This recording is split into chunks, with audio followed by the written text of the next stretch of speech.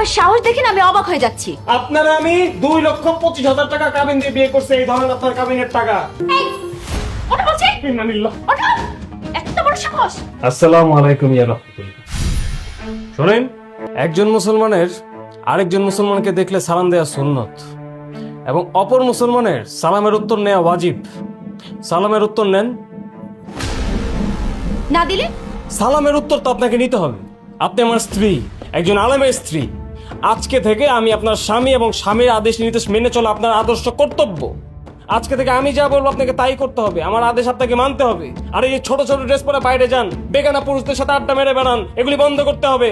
আল্লাহর সান্নিধ্য লাভ করতে হবে, আল্লাহকে ভালোবাসতে হবে, নামাজ পড়তে হবে, স্বামীর খেদমত করতে হবে। What are you talking about? Are crazy?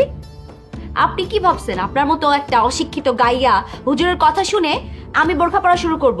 হ্যাঁ, আপনার টেক কেয়ার করব, আপনার কথা শুনবো, আপনার বাধ্য থাকবো? নেভার। আপনার সাহস দেখে না আমি অবাক হয়ে যাচ্ছি।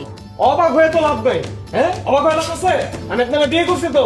আপনারা আমি 2,25,000 টাকা কাবিন দিয়ে বিয়ে করছে, এই ধরনের আপনার কাবিনের টাকা। আর আজকে থেকে আমি যা বলবো আমার কথা মানে নেওয়ার জন্য আপনি প্রস্তুত হয়ে যান। আমার প্রত্যেকটা কথা আপনাকে মেনে চলতে হবে। না মানলে? না মানলে মানে? না মানলে শয়তান বদরকে কিভাবে শায়েস্তা করতে হয় এটা আমি খুব ভালো করে জানি। আপনার জন্য শাস্তির ব্যবস্থা থাকবে, শাস্তি দিয়ে মানানোর ব্যবস্থা করা হবে।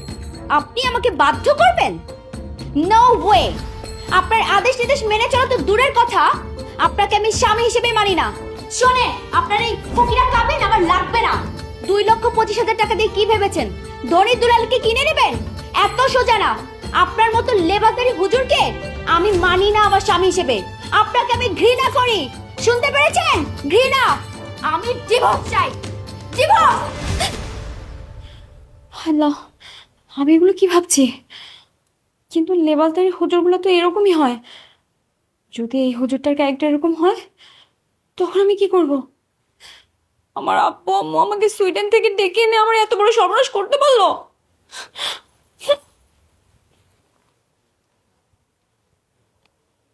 আসসালামু আলাইকুম ইয়া রাহমাতুল্লাহ।